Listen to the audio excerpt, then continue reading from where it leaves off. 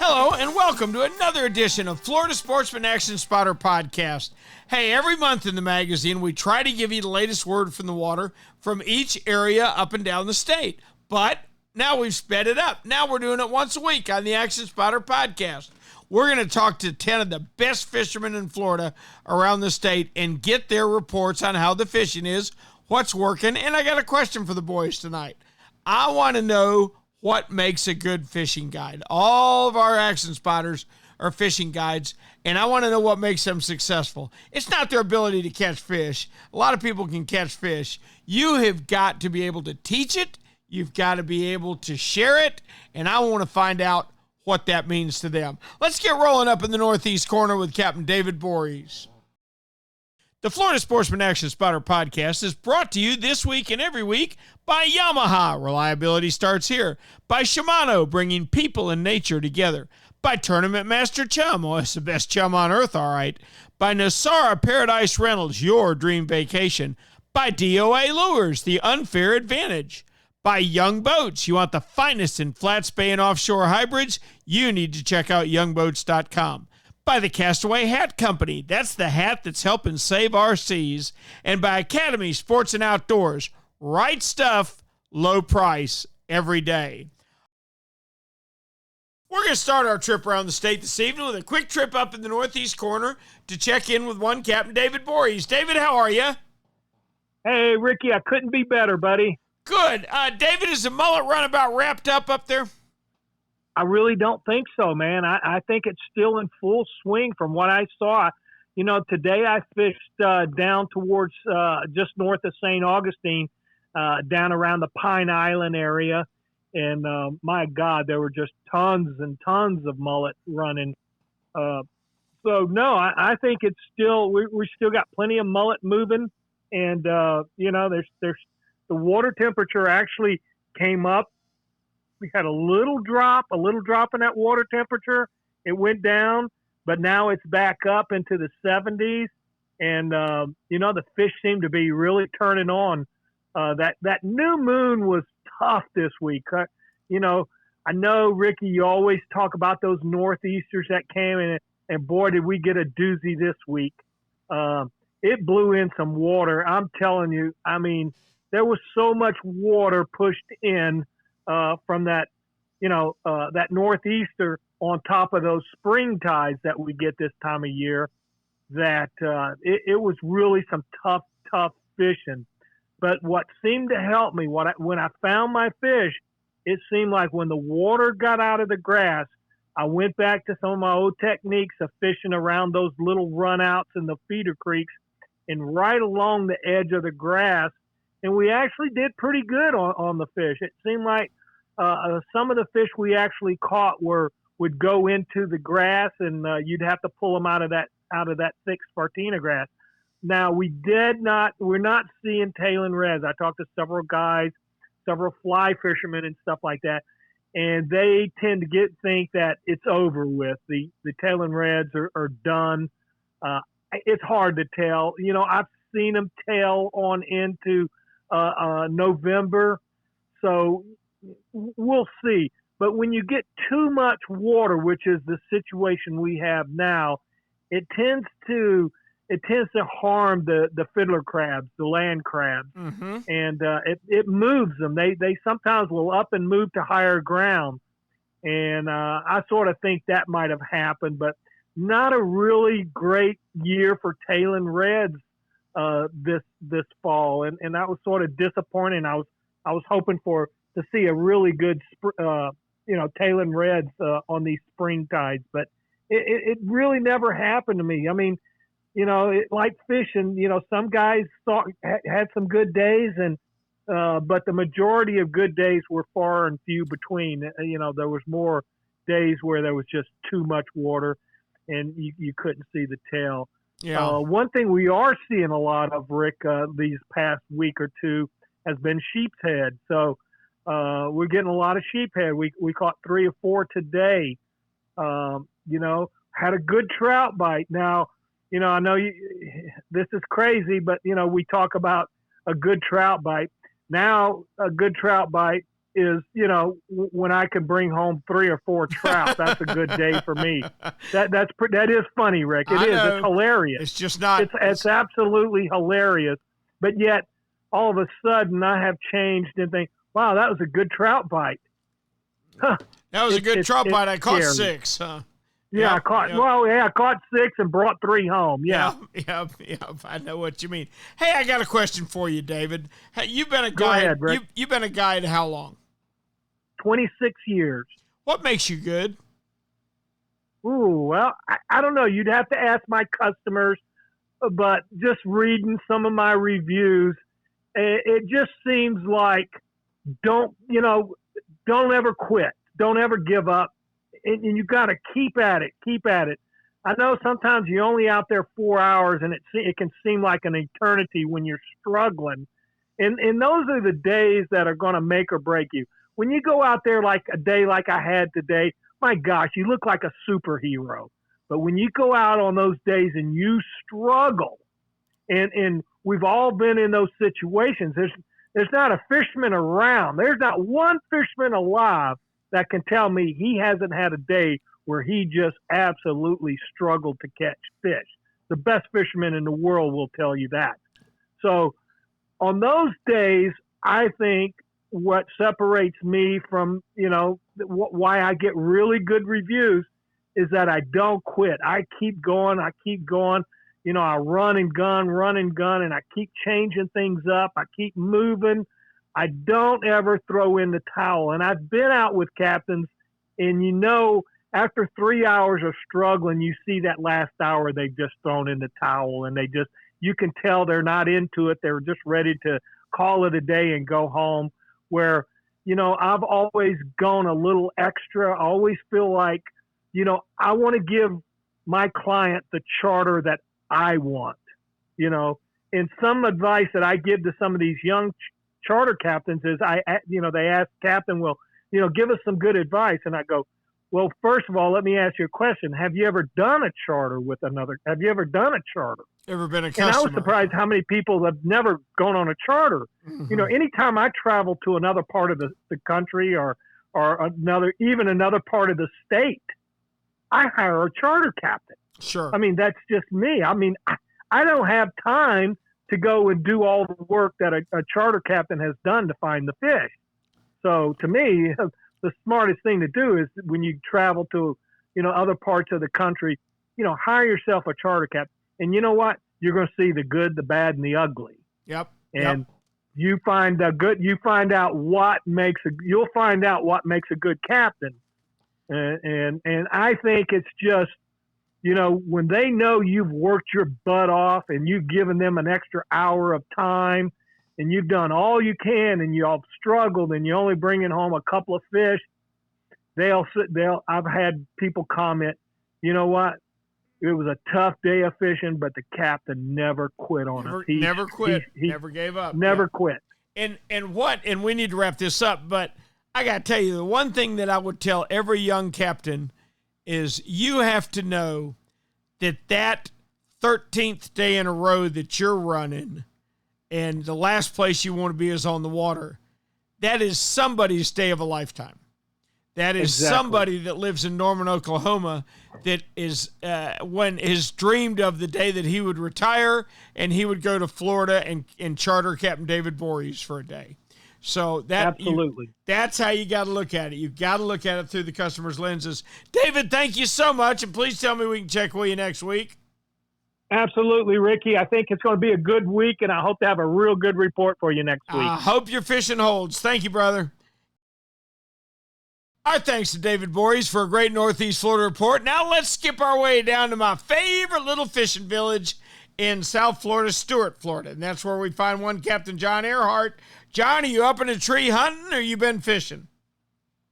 I'm hunting this coming weekend, and I got to tell you, there's some big bucks around. Good. But in between hunting, I'm doing a lot of fishing. Okay. All right. What's biting off Stuart? Right now, we're getting a few sailfish in about 120 feet.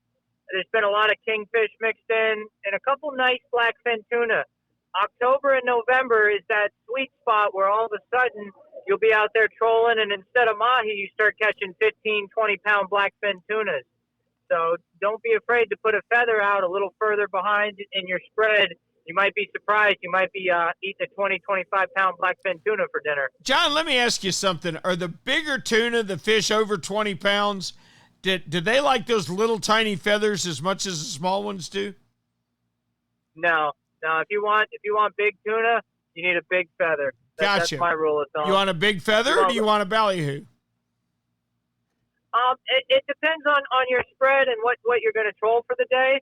I personally like ballyhoo better with an islander, blue and white.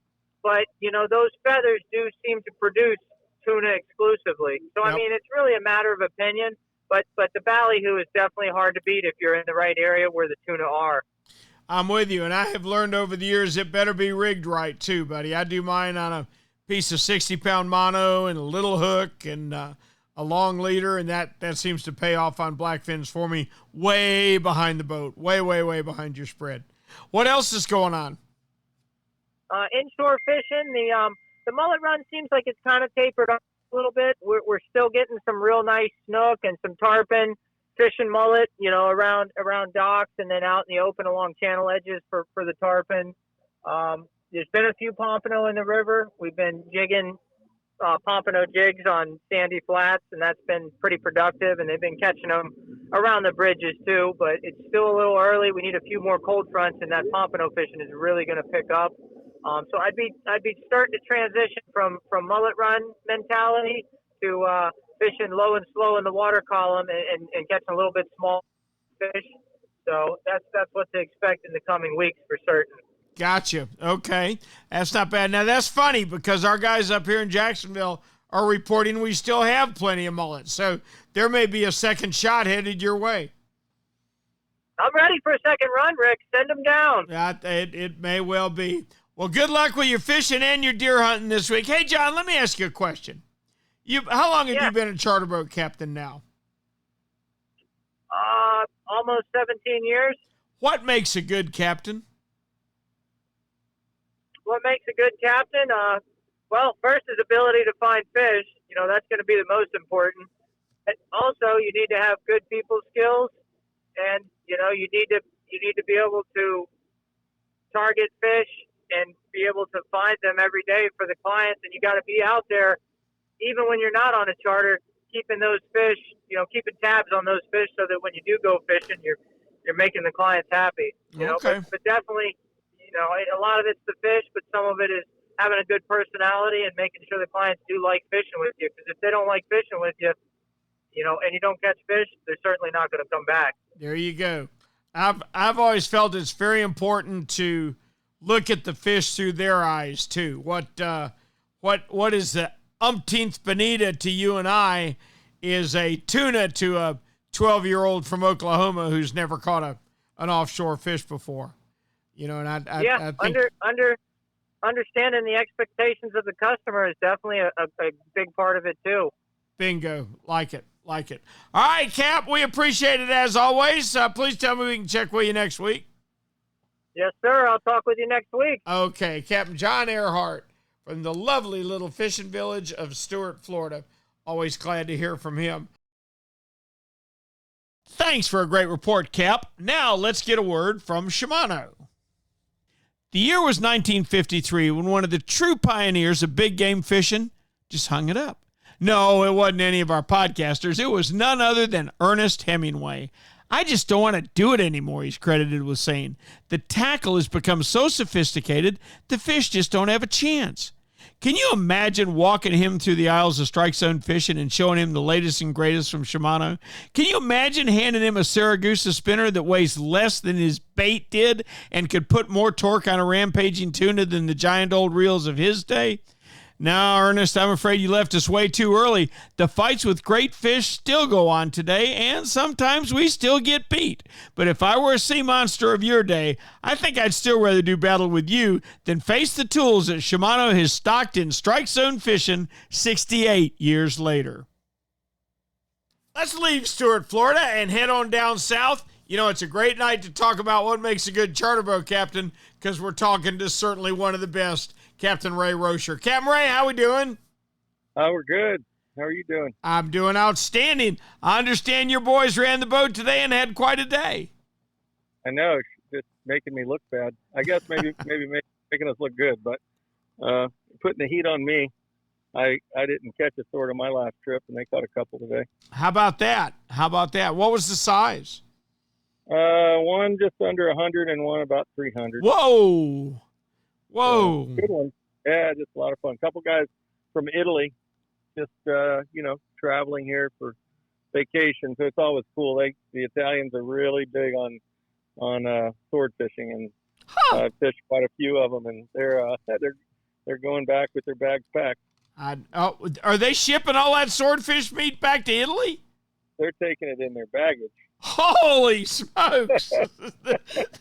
I'm not sure those suitcases are going to be worth having when they get to Italy, Cap. It travels well. I've probably made 75 trips or more on an airplane with meat. When I go hunting somewhere, I take seafood, and then hopefully I bring venison or duck or something back. And I've never, ever had game spoil on the plane. If it's been cold, I wrap it in paper towels to absorb any moisture so you don't have any leakage problems. Put it in garbage bags, Ziplocs in garbage bags, whatever. And if you think about what a cooler has for insulation, let's call it at most an inch of insulation, you've got more clothes than that in your bag. Well, that's true. That's a great point. Really, like if I'm heading out, I always like to bring fresh stuff. I'll put it in the freezer for maybe 3 or 4 hours before I put it in my baggage. So now it's really cold.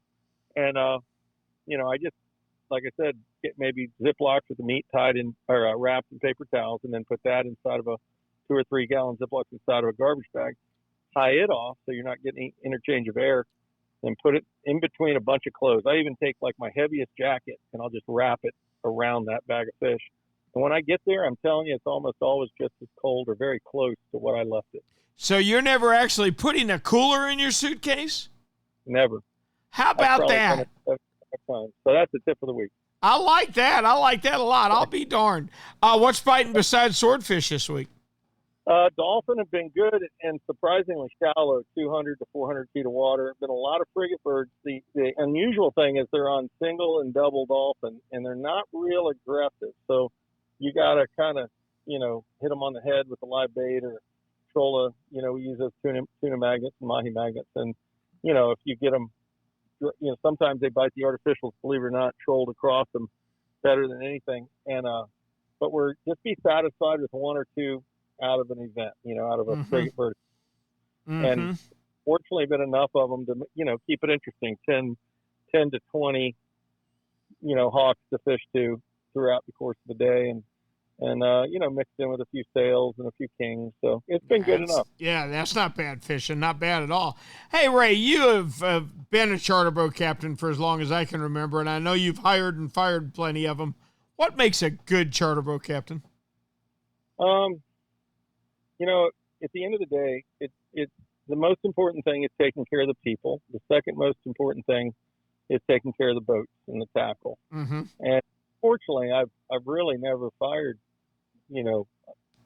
anybody that I can say I was mad and I fired them. It's a case where we basically, when we bring, most of the time it's a young guy on board, not a lot of experience, but maybe has good personal skills, punctual, hardworking, right. Honesty, huge skill. And most of that was taught by their parents. So I just take the raw ingredients and mold them into a fisherman.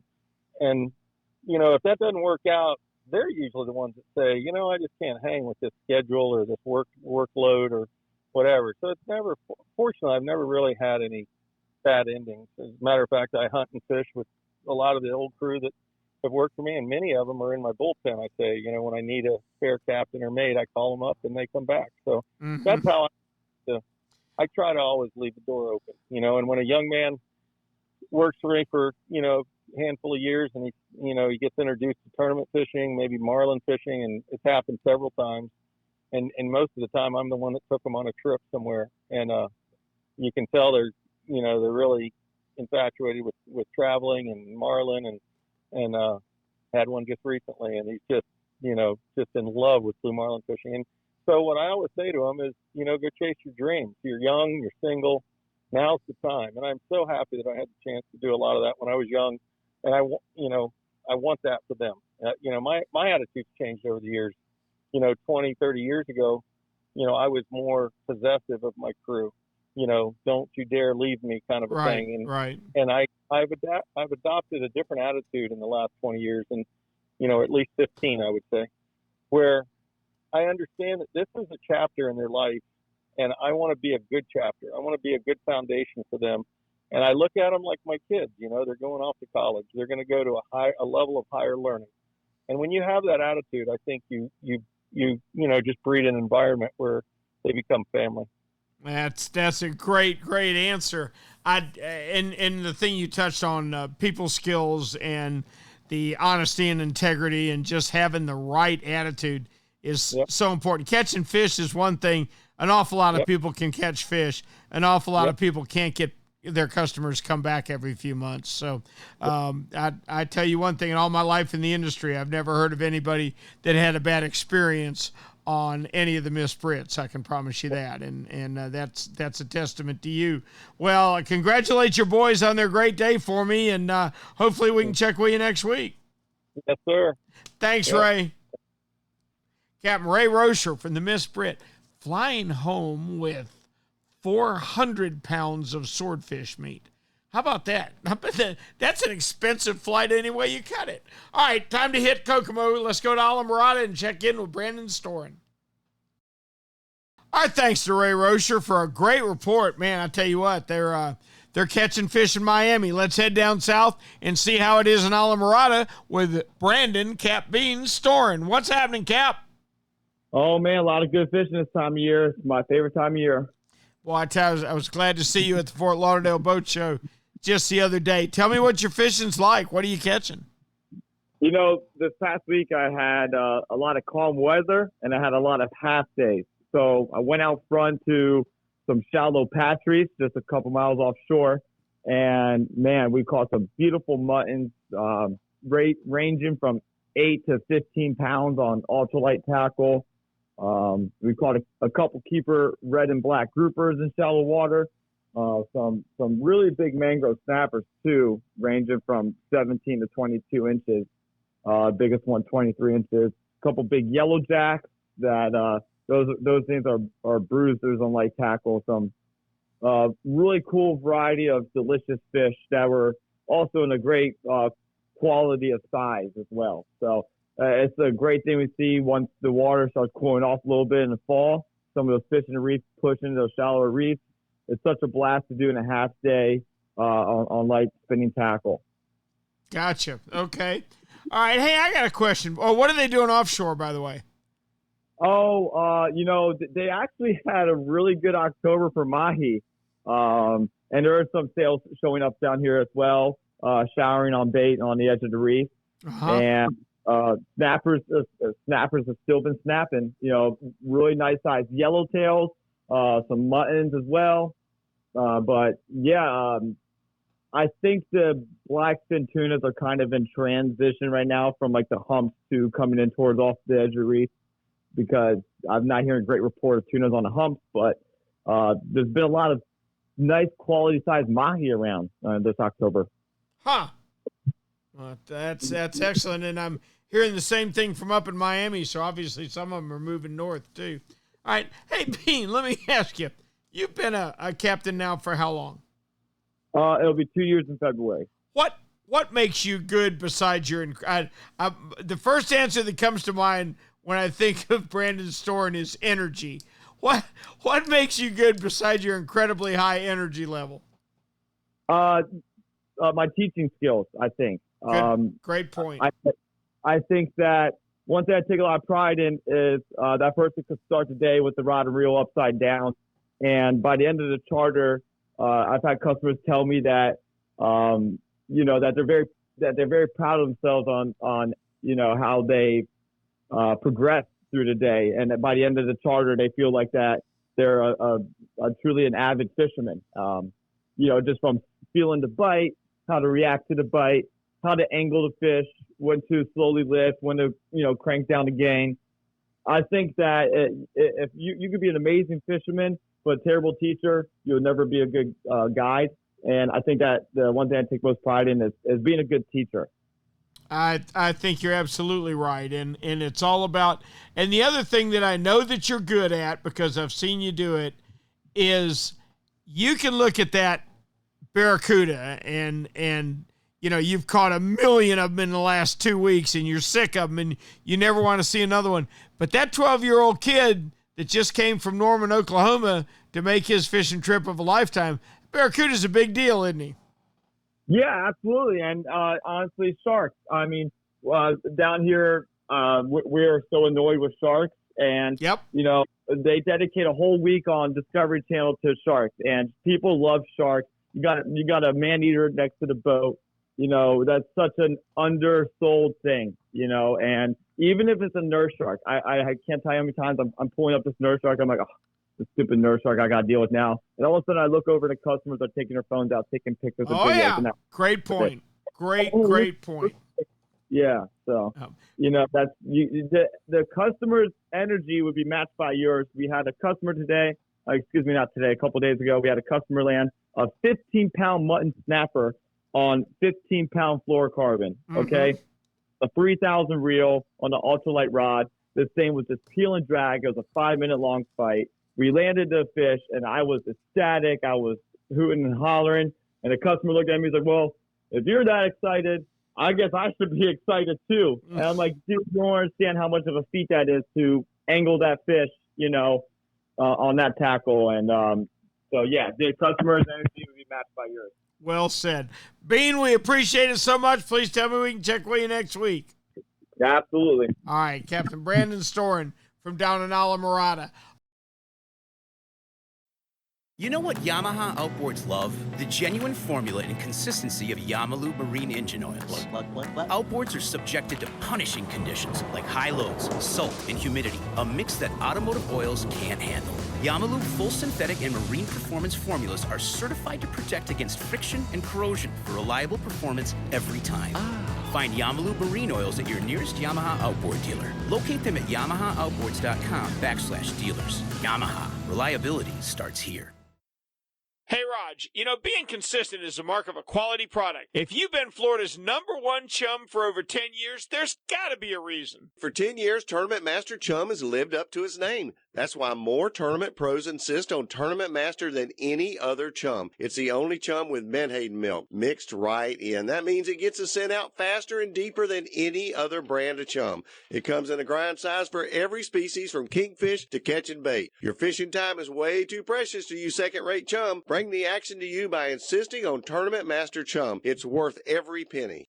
When you're ready for the finest in custom-made flat spay or inshore-offshore hybrids, you are ready to meet the Young family in Inglis, Florida. For over 21 years, the Young family has built custom boats one at a time for every type of fishing. Nothing can sneak up on a flat quite like the Gulf Shore flats boats, and I've never fished a better hybrid than the Young 24s and 27s. Rob Young is a naval architect who takes tremendous pride in each and every build for each and every customer that wants their boat custom built exactly the way they want it. Is it time for you to move up? Are you ready to own the finest boat built? Then you need to visit the Young Boat facility in Inglis, Florida, or check them out online at youngboats.com. Our thanks to Captain Brandon Storen for a great Alamorada report. Now, I want to talk to the man himself in 10,000 Islands, the great Steve Dahl. Steve, how are you? I'm doing good. How are you, Rick? Good. Just got back from the Lauderdale Boat Show. How was it?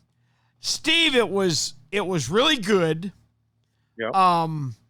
Man, I'm gonna tell you what. Now the prices of boats are insane.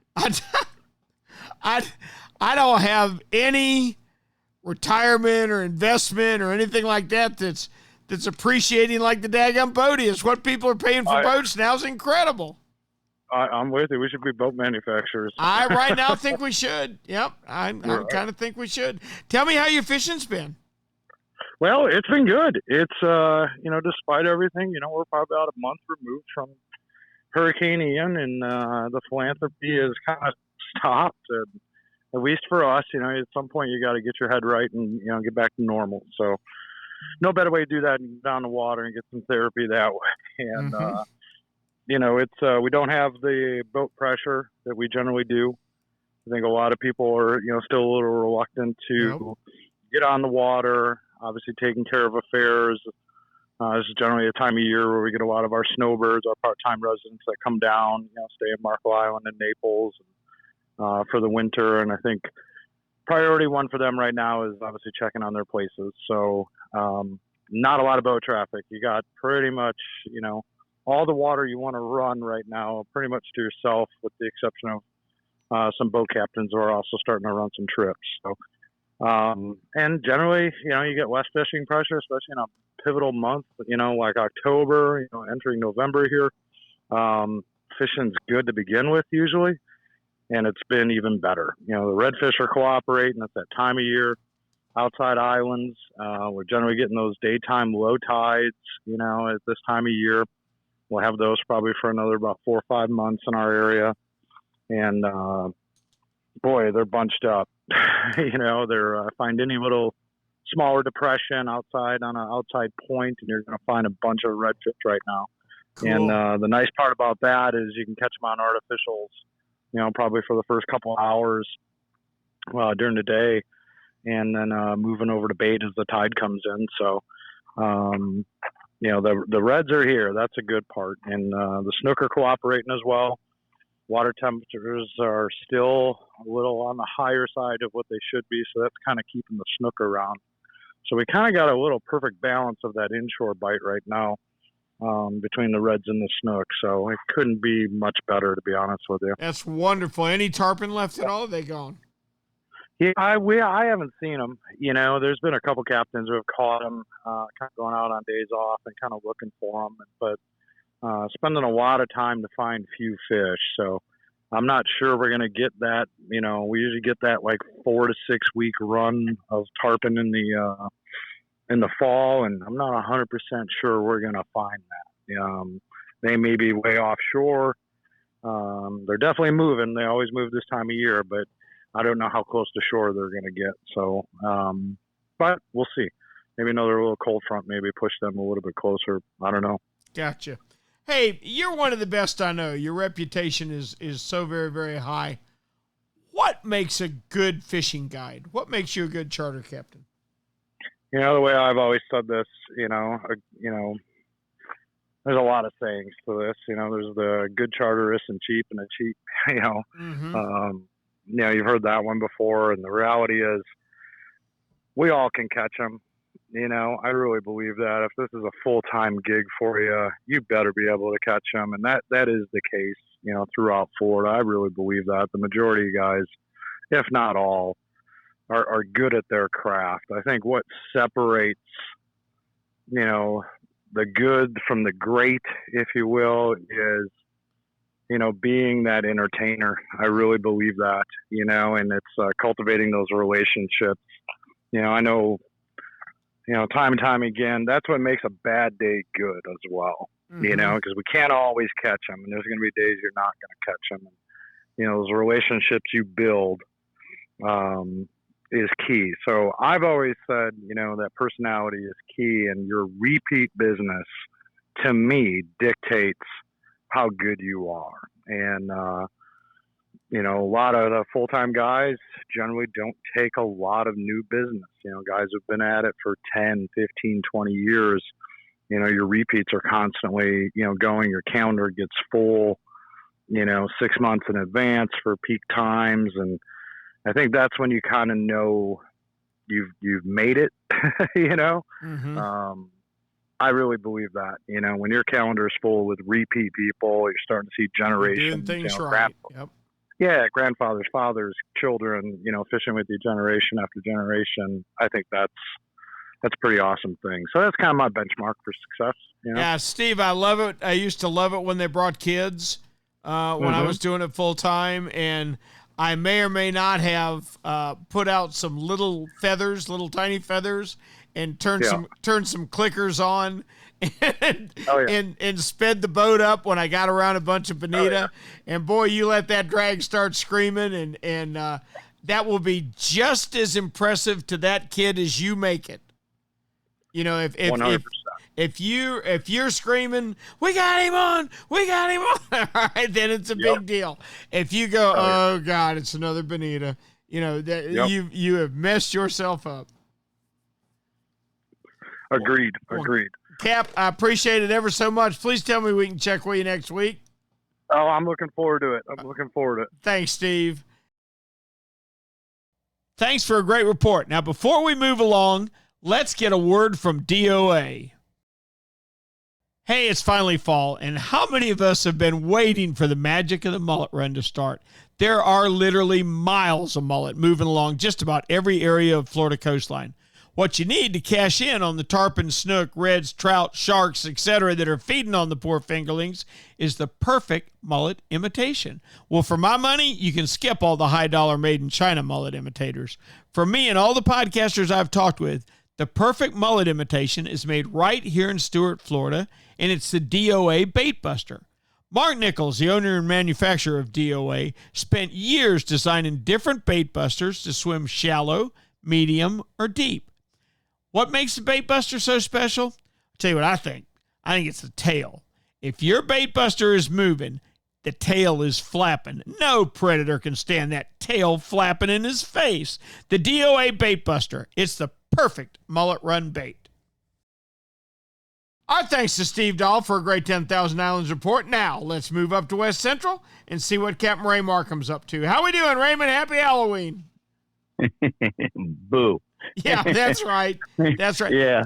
Hey, Ray, you know where I was 40 years ago right now? I'll play your silly game. Where? I was leaving the church, headed on my honeymoon.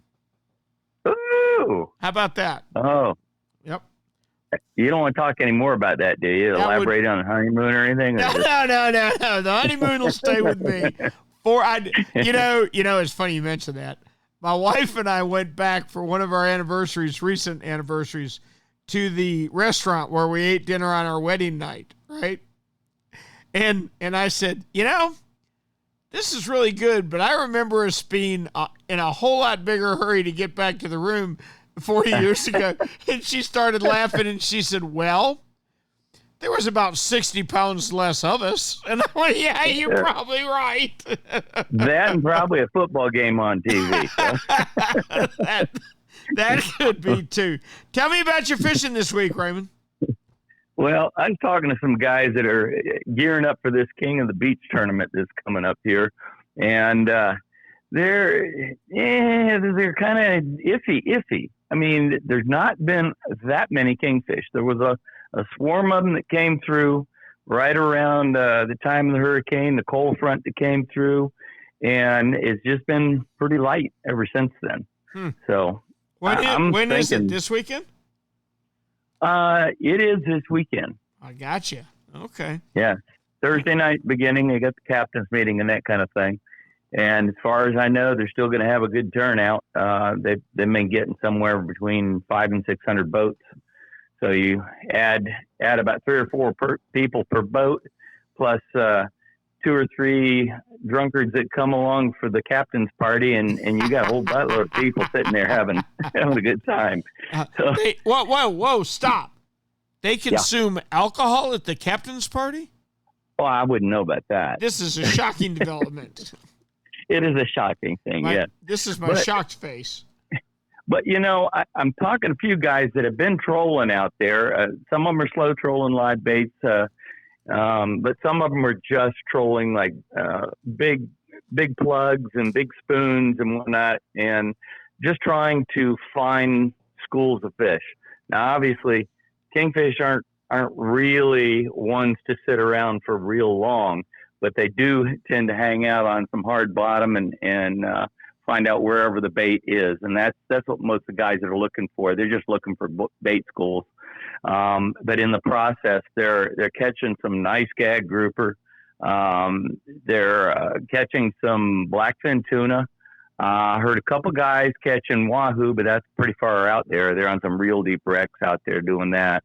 Heard a couple of reports of dolphin, which, don't really hear a lot of them, but it was interesting.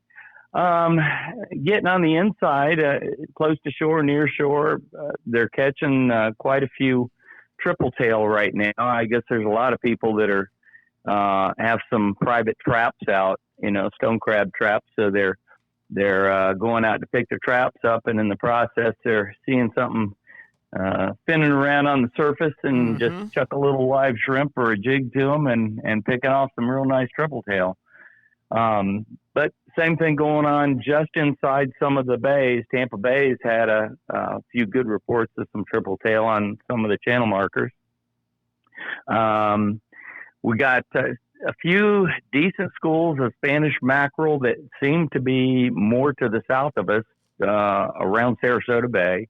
Captain Rick Grassett sent me a couple of reports in the last couple of weeks that showing some decent Spanish, probably in the neighborhood of about 3 or 4 pounds, which Spanish mackerel is also part of.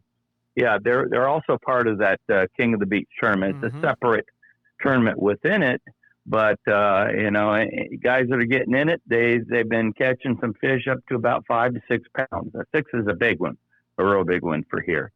But getting up on the inside, trout are showing up. They're not real big.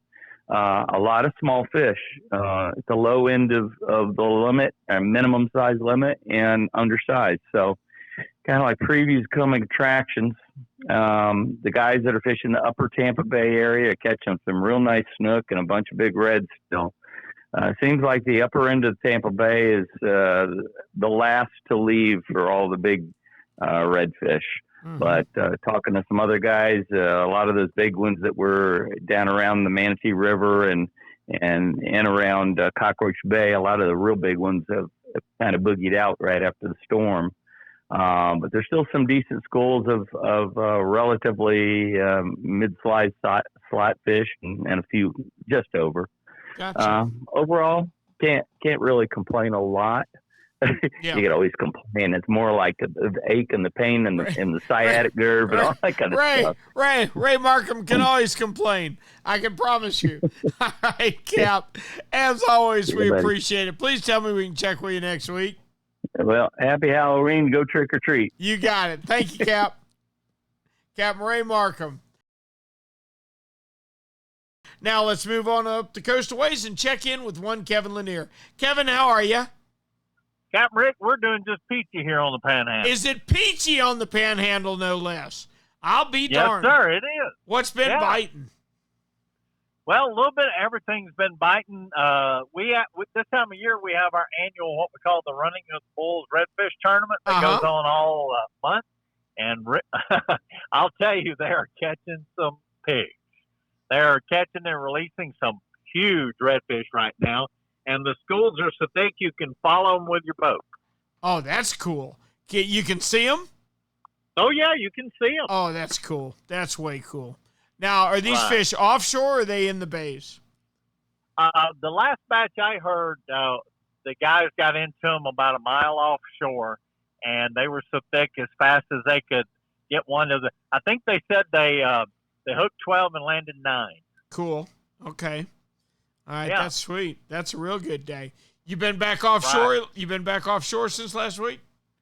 Yeah, we've been back offshore. We had a good day with a lot of vermilions. We're finishing up the triggers and amberjack, or finishing up amberjack because that'll end for us at the end of the month, and which is today actually. And things are good. I mean, the weather changes seem to be settled down a little bit. So the days we can get out, we're doing pretty good. Gotcha. Okay, good deal. All right, Kevin, as always, we appreciate the heck out of it. Please tell me we can check with you next week. Well, Captain Rick, I won't be here next week because I'm going to the mountains of North Carolina to enjoy a little bit of time. What the heck? Boy, I got bad news. I got to tell you, I'm looking forward to going up to North Georgia this weekend. 80 degrees is following me. Man, I got to have some cool weather. I can't hunt in warm weather, Kevin. That's true. I got that. We're just going to relax. Gotcha. Have a great time, buddy. We'll talk to you in 2 weeks. All right. Talk to you later. Thanks, Kev. Captain Kevin Lanier. You know, I'll bet you don't even remember the days that all us cool kids would rub baby oil mixed with iodine to help us get even darker in the summertime. Being burnt was cool, and even if you weren't a surfing legend, you sure looked the part. Oh, man, if a bunch of us old guys paid the price for our vanity. We never knew the skin problem and health damage that awaited us. Today's fishermen have the options of being so much healthier in the sun than we ever thought of. Thanks in no small part to the Castaway Hat Company, who not only provides our podcasters with Castaway straw hats, but they make the coolest prints on the underside of the brims you ever saw. You may think your Bimini top or T-top blocks the sun, but as an awful lot of us OGs can tell you, you can't have enough protection from sun damage. Do what we do. Put on the sunblock and put on your Castaway straw hat. You'll look the part of today's best anglers, and you'll even be helping the environment. That's because for each Castaway hat sold, the Castaway Company is going to pay to have 1 pound of trash removed from our waterways. The burning Florida sun won't be raced in your skin, and believe me, when you age a few years, you'll thank us old guys with a lifetime on the water. So go to CastawayHatCo.com and get your best sun protection today. The Castaway Hat Company. They've got a hat for every adventure. Our thanks to Kevin Lanier for a great report. Now it's time to put a wrap on this evening's Action Spotter. We can't do that with going out through at Lower Alabama, otherwise known as the Destin, Pensacola area. That's where we will find one Captain Tyler Massey. Cap, how we doing? I'm doing good, Rick. How are you guys? I'm doing outstanding, buddy. How's your fishing been this week? So fishing's been pretty good. We've been doing a little more inshore fishing as we get into this time of year. The offshore fishing is a little more, unpredictable, and the weather's a little, it could be a little bit rougher. So we, this starting in the fall and the winter, we start to do a little more inshore fishing. But as far as that goes, the redfish that we talked about before, the big schools of redfish, they're starting to be a little more consistent for sure. So, I'd say for the whole next month, if we have nice weather, it's going to be the possibility to find these schools of redfish somewhere in our bay. Now, all right, your red fishing up there is inshore. What kind of structure are you fishing on? So when we're fishing for the redfish on structure, not in the big schools on the surface, we're fishing bridge pilings, rock piles, and residential boat docks. So that's going to be an option all the way through, from now through the winter time. You'll find a lot more slot sized fish fishing the structure versus the bull reds in the big schools. But are you seeing the big schools of bull reds now? Yeah, we are finding them. They've been right by our pass in the Gulf a little bit. So there's been some big schools of menhaden out in the Gulf, and the redfish have been chasing those. But just within a mile of our pass, right there, they could be on the east or west side of our pass. But we've been seeing them a little bit out there, and then they've also been in the bay, a few days too. So, with the bull reds, it's kind of a go look and see type thing. You don't really can't pinpoint exactly where they're going to be at, but we just do big laps around our bay until we see the bird activity and look for the fish blowing up on the surface. We don't see them as often on the surface here as we used to, Tyler. We used to get the big migrating schools of big bulls offshore.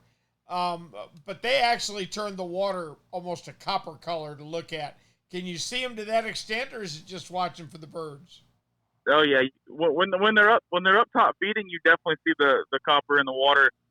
Those fish that come in, like you said, the migrating schools, they're a different color than our local residential fish. They glow. They're really a deep color, really copperish color, and they're very hungry.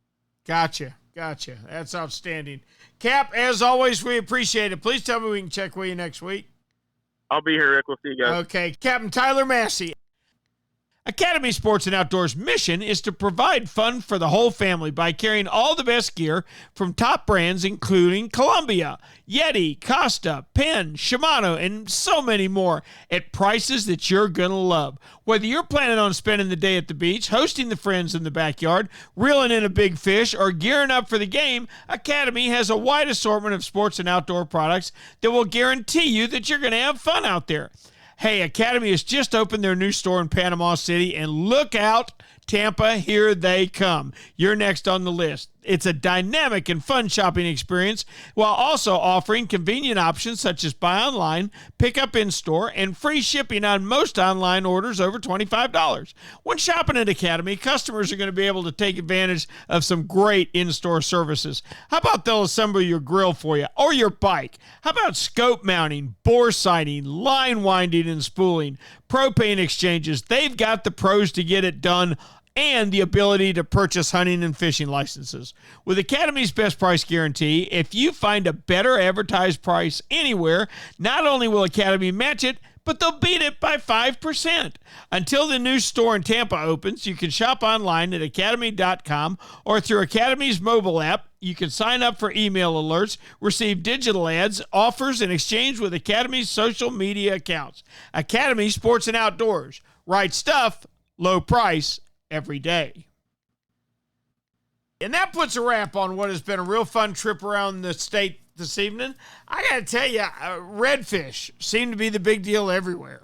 They're getting them in Tampa Bay, Jacksonville. They're all over. They're down the Space Coast. They're actually catching them in Stewart. Gosh, our redfish are in great shape. And I love the days when you can see them schooled on top of the water. We don't see that in Northeast Florida like we used to, but obviously other parts of the state have got it too. Also was quite pleased by the fact that there's dolphins showing up in Miami and in the Keys. And how about that 2 swordfish day for the Miss Brit with a 100 and a 300-pound fish? Those are fish of a lifetime right there, no doubt. That's one of the reasons why people go to Miami and Alamorada. There's great sword fishing all the way around our coast. It's just how far do you have to run to do it? Up here in Jacksonville, it's an 80-mile run, so that's quite a commitment. Down in the Keys, hey, it's a 12-mile run, and you can set up to swordfish. So anyway, be that as it may, it's been a good week. We've actually had an excellent week of weather. Gosh, I hope it holds for a while. We'll see. We're getting into November. But one thing you can count on, we're going to be back next week with another edition of Florida Sportsman Action Spotter. Florida Sportsman Action Spotter is brought to you this week and every week by Yamaha. Reliability starts here. By Shimano, bringing people and nature together. By Tournament Master Chum. It's the best chum on earth, all right. By Nosara Paradise Rentals, your dream vacation. By D.O.A. Lures, the unfair advantage. By Young Boats, you want the finest in flats, bay, and offshore hybrids? You need to check out youngboats.com. By Castaway Hat Co, the hat that's helping save our seas. And by Academy Sports and Outdoors, right stuff, low price, every day. For Florida Sportsman Magazine, I'm Captain Rick Riles, and we'll see you on the rig.